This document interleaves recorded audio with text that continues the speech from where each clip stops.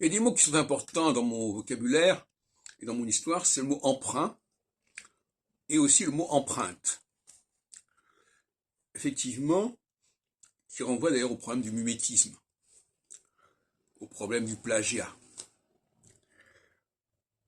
Et les langues, par exemple, elles sont marquées par l'emprunt.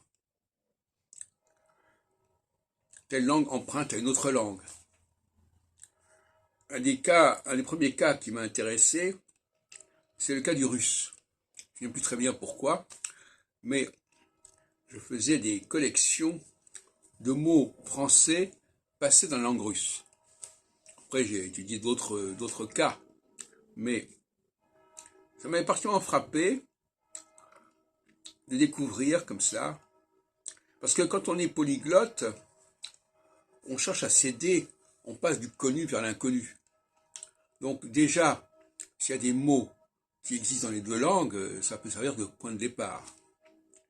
Et à mon avis, c'est une erreur pédagogique de ne pas travailler comme ça. Je pense que tous les cours de langue étrangère devraient partir des mots existants qu'on connaît déjà.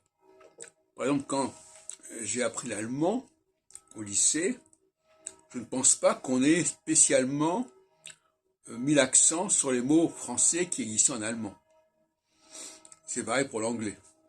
On s'en aperçoit effectivement à la longue, mais il me paraîtrait raisonnable de partir de là. Parce qu'on se constitue déjà un capital de mots qu'on connaît, et ensuite on peut aller vers des mots qu'on ne connaît pas, ou qui sont des dérivés.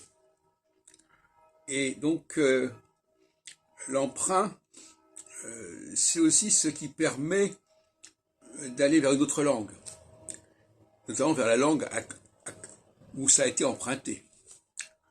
Donc tout ce que nous empruntons crée des liens et des ponts avec le monde extérieur.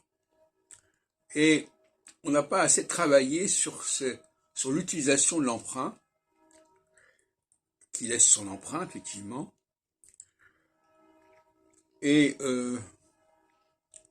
on peut se poser la question pourquoi, par exemple, les professeurs d'anglais au lycée n'encouragent pas les élèves à utiliser des mots français dans la langue de communication.